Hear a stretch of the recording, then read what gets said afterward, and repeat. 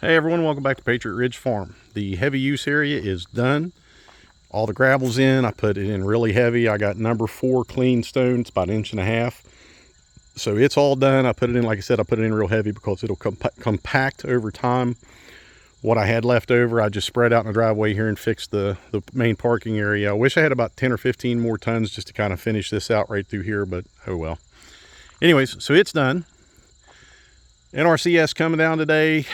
They inspected, they measured, they checked everything, said it's good to go. So I'm just waiting on them to email me the form that I need to sign, and they'll reimburse us the money. Easy as that, but I wish it was that easy because it was not easy. It's taken way longer than what I had ever hoped for it to take. All right, so a couple more little things I need to do out here. So there's a dip right here, a little natural dip, and I kind of left that there just for drainage because everything above us is uphill. So I kind of left it there, and the more I got to looking at that, I was like, you know what, I want to do something with that. So I've got a bunch of topsoil and fill dirt down at the bottom of the hill. I'm going to bring up here and I'm going to level this out, kind of take it out even with that alongside the greenhouse. And that gives us more area to use for the raised beds that we're going to put alongside. And that way we can grow more out here as well. This bank going down right here, way over there. So going down right over there, we're probably going to plant like some melons and some viney stuff that'll vine down the hill and everything like that. And I don't have to worry about mowing that through the summer next year. We can just grow more stuff out there. Got a flagpole I want to put somewhere in here, get the American flag up. And so when they came down today, they asked me a bunch of questions about amending the soil because I had the soil test done, and I had it done before we even was allowed to even start construction, because you have to have the soil test done.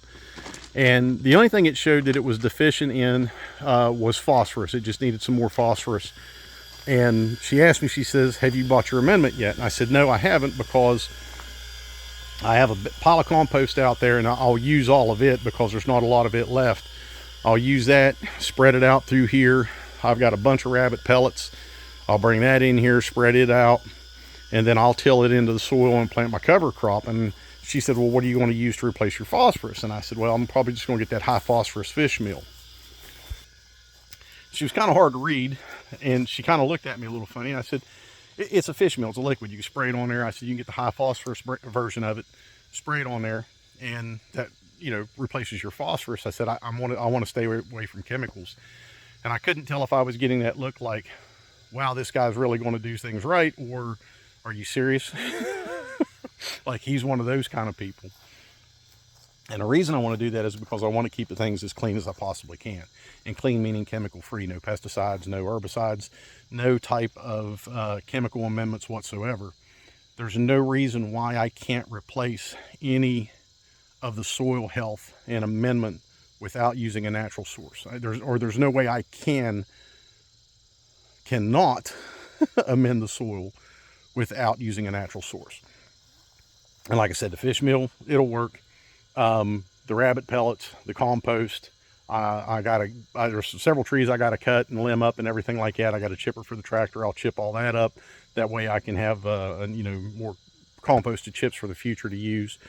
But there's no reason why I can't use biomass and increase the biomass in the soil to help amend a lot of the clay in here and also replace the nutrients in it. So that's my plan. And the reason I want to stay clean with this is because, I hate reading my resume on here like this, but 34 years I've been in healthcare. The last 12, almost 12 now. It'll be 12 years in January. The last 12 years I've been doing chronic care management, and seeing the amount of chronic illness that we have here, not just nationwide. And you go back 45, 50 years and it wasn't like that. And you can't just say, well, it's because it's more recognized now. It's not the reason why. People are genuinely less healthy today than they were 40, 50 years ago. And chronic illness is astronomical versus what it was 40, 50 years ago. 40, 50 years ago, hell, everybody was smoking cigarettes. There were cigarette commercials on TV. You had the Marlboro Man. Virginia Slims were plastered all over the place, and people were eating red meat, and people were still growing gardens. You know what I mean? So, you know, our food has changed, and we see that with obesity and high blood pressure and heart disease. And, you know, just look at the food dyes that they use in the US. You get a bag of, or a box of Fruit Loops here and compare them to a box of Fruit Loops in Canada. Everything here is brighter, more colorful, and has a hell of a lot more sugar already added to it, and, you know, made with artificial dyes, versus like in Canada, where they can't sell it with artificial dyes in it. They color it with like beets, like, so the reds and the pinks and stuff like that, they use beet juice to color it with. So they use vegetable juices to color it with. And you know, they ask them, there was just a congressional hearing recently, or some kind of hearing I was watching, that they were asking, they said, because they held up both boxes, one from Canada, one from the US, Fruit Loops, and he's like, look at the American version, look at the Canadian version. They're like, well, why is the American version brighter? Because they use artificial food dyes, and because it's cheaper. So knowing that the artificial colors do cause a lot of health problems. What is it? The red dyes cause like ADD and all kinds of other behavioral problems in kids, not to mention cancers and everything else. So that's the kind of stuff. And then sugar, the amount of sugar that they put in it already, when you buy it, before you even put it in your bowl and add your milk to it, you know, look at the obesity rates in the US. It's crazy, the obesity rates in the US. So that's a tangent for another day. Anyways, that's why I want to stick with more natural. I think it was Robert F. Kennedy Jr. said, if I remember right, I listen to a lot of stuff while I'm working through the day. And I think it was him that said, you know, if you've ever thought or ever been told you do not have a gluten allergy, but you can't eat anything made with wheat in the US, you probably don't have a gluten allergy. You probably have an allergy or side effects of the chemicals and stuff that they use on our modern crops here in the US. And that, you would be hard pressed proving that wrong. I would actually believe research that proved that more so than I would see any kind of research that would disprove it.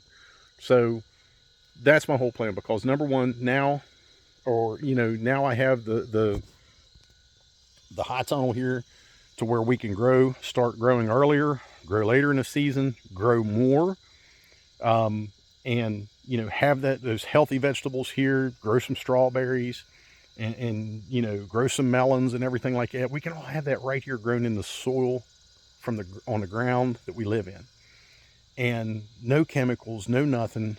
And even though it's in a high tunnel, that doesn't artificial it up any at all. That high tunnel is nothing more than a structure. That ground in there is the same as this ground out here. There is no separation in it. The only difference is that'll get tilled up just enough to break the soil up. I'll add compost that was produced on this farm from this farm. I'll add rabbit pellets from rabbits that live on this farm.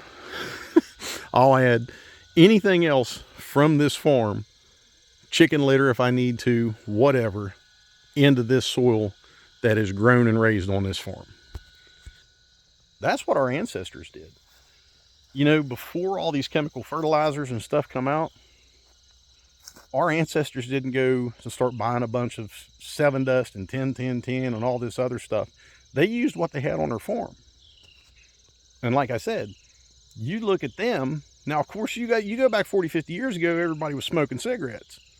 You go back to like World War II era and forward, or even farther back, smoking was encouraged. It was healthy for you. Doctors even promoted smoking.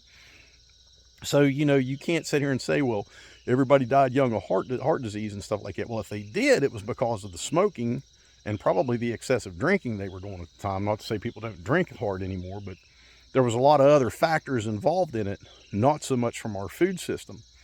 And, you know, everybody was eating more red meat. They were healthier. And one of the things I seen, it had a picture of like a beach in the 1970s, and everybody was thin and fit, and now you look at a beach from 2020 and everybody's freaking obese and got more skin hanging out there than you ever want to see. And I'm not body shaming anybody. I'm just saying that's what we've become. We are a country of convenience. Everything is made here to taste good, to make you addicted to it, make you want more of it. You remember those chips? You can't eat just one type of thing, you know? And that's what I'm completely trying to get away from. Our kids, we're pushing more and more and more to get away from a lot of the stuff that they eat. Both of my kids love Lunchables. My boy can live on Lunchables. And I'm like, yeah, how about a grilled chicken quesadilla on a low carb wrap? I'll go that route with some cheese and stuff. But as far as Lunchables and hot dogs, he loves hot dogs. They both love chicken nuggets. And I'm just trying to get away from that because we raise chickens. We raise and process chickens here. You don't need all that stuff. We can make that right here, and it's home raised and homegrown. So just trying to break that cycle and get my kids in the habit of not only knowing how to raise and process their own food and grow their own food, but to also eat that food and get themselves healthy throughout their life, and hopefully continue to pass that on. Now I'm working right now, and this has been almost a year in the making, to where we're going to do a class for veterans. And we've got like local VFWs and American Legions and a couple other places. I think we got 8 locations right now, and I'm just waiting on the word go from them. And I've got a presentation that I've got built. So we're going to do a healthy cooking class for veterans. And because what I told them was, when I reached out to West Virginia Department of Agriculture, she is the head of the Veterans and Heroes to Agriculture program through the West Virginia Department of Agriculture. I said, one of the biggest things I run into with my patients is a lot of them are single or widowed, or divorced, whatever, or they just don't cook anymore. They don't cook at home anymore. Everything is bought, frozen, pre-made, reheated, going to restaurants, 5 days a week, that type of thing. And I said, I want to encourage people to start cooking at home again. Start eating healthier, recognizing that eating local, buying local, shopping farmers markets, making friends with the local farmer, getting products from them, that's going to be better for them. That's going to improve their health. And she says, okay, let's go. So she started reaching out to her contacts. I started building the program. We're all working together, and hopefully in November, we're going to have our first class.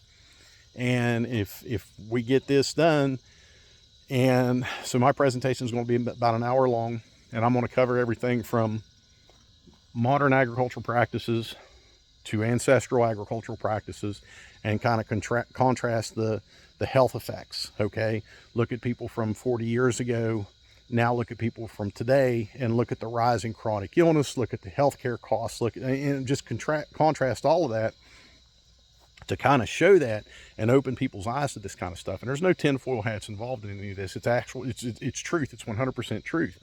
And yeah, you're going to spend a little bit more money buying at a farmer's market, or even going to the grocery store and buying organic. You're going to spend a little bit more money, but you got to figure out what you want to spend that money on, because you're going to spend it anyway with either co-pays for your prescriptions or co-pays for your doctor's appointments. So I'll pay more for my food knowing that it's locally grown within 50 miles of me and grown cleanly, or at least grown organic, which is, it's a step above what the traditional produce is, what the common stuff. But I'll pay a little bit more for that versus paying a copay for blood pressure medicine and inhalers and all this other stuff. So we're hoping to get that class up and going, like I said, by November. My presentation, I have all the information there. I just need to plug it into a PowerPoint, and I can yak for an hour. It's easy to do that.